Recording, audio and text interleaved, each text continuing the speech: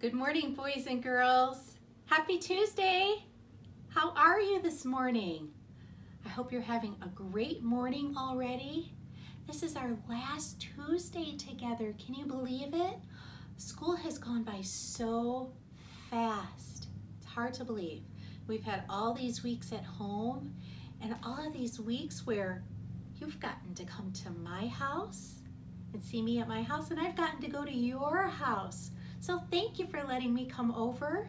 It's made me very happy to get to see you. I have a book I'd like to share with you today, and it is called You Are Special. You Are Special by Max Lucado.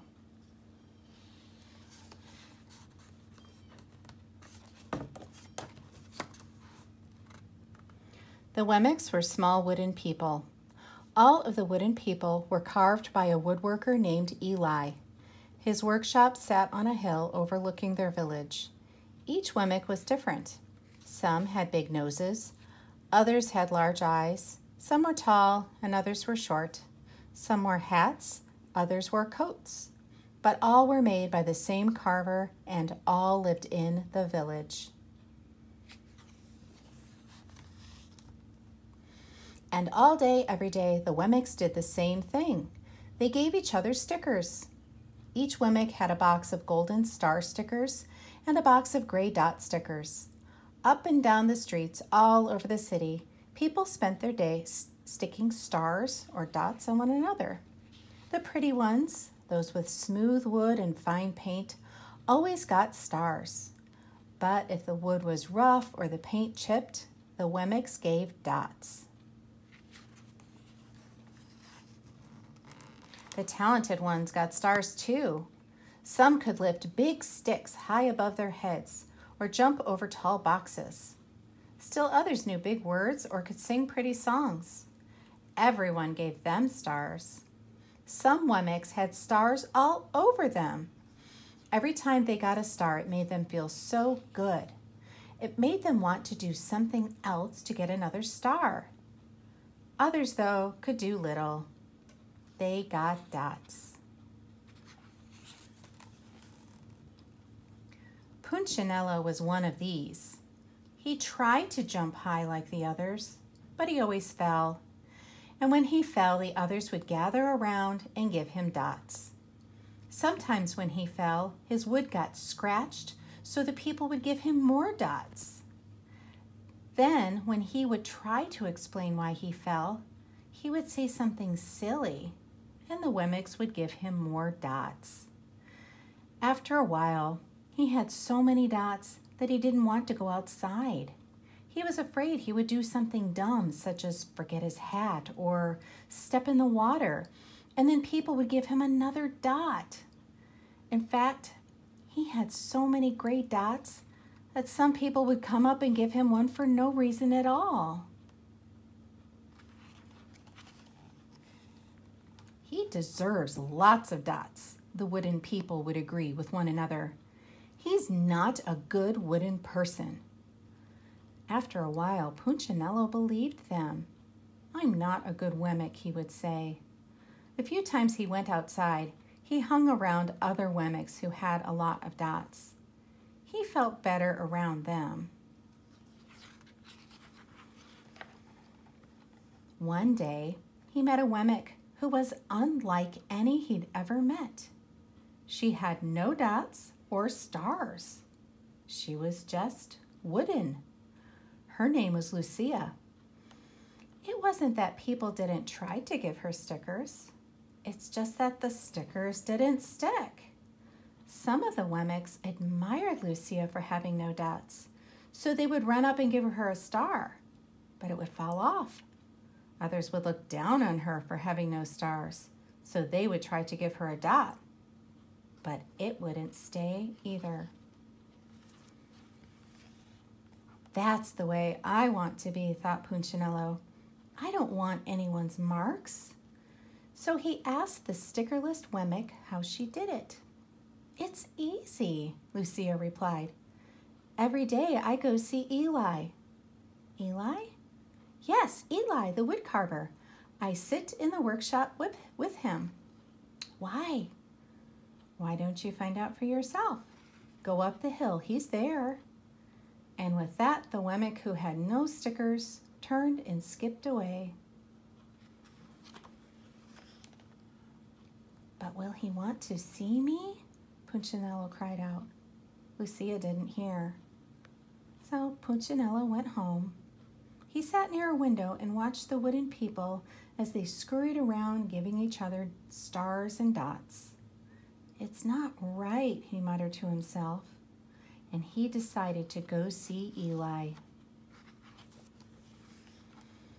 He walked up the narrow path to the top of the hill and stepped into the big shop. His wooden eyes widened at the size of everything. The stool was as tall as he was. He had to stretch on his tiptoes to see the top of the workbench. A hammer was as long as his arm. Punchinello swallowed hard. I'm not staying here, and he turned to leave. Then he heard his name. Punchinello? The voice was deep and strong. Punchinello stopped. Punchinello, how good to see you. Come, let me have a look at you. Punchinello turned slowly and looked at the large, bearded craftsman. You know my name? The little Wemmick asked. Of course I do. I made you. Eli stooped down and picked him up and set him on the bench. The maker spoke thoughtfully as he looked at the gray dots. Looks like you've been given some bad marks. I didn't mean to, Eli. I really tried hard. Oh, you don't have to defend yourself to me, child. I don't care what the other Wemmicks think. You don't? No, and you shouldn't either. Who are they to give stars or dots? They're Wemmicks just like you. What they think doesn't matter, Punchinello. All that matters is what I think. And I think you are pretty special. Punchinello laughed. Me? Special? Why? I can't walk fast. I can't jump. My paint is peeling. Why do I matter to you? Eli looked at Punchinello. He put his hands on those small wooden shoulders and spoke very slowly. Because you're mine. That's why you matter to me. Punchinello had never had anyone look at him like this, much less his maker. He didn't know what to say. Every day I've been hoping you'd come, Eli explained. I came because I met someone who had no marks, said Punchinello. I know. She told me about you. Why don't the stickers stay on her? The maker spoke softly. Because she has decided that what I think is more important than what they think. The stickers only stick if you let them. What? The stickers only stick if they matter to you. The more you trust my love, the less you care about their stickers. I'm not sure I understand. Eli smiled. You will, but it will take time. You've got a lot of marks. For now, just come by to see me every day and let me remind you how much I care. Eli lifted Punchinello off the bench and set him on the ground. Remember, Eli said as the Wemmick walked out the door, you are special because I made you, and I don't make mistakes.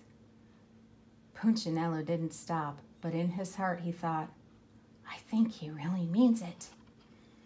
And when he did, a dot fell to the ground.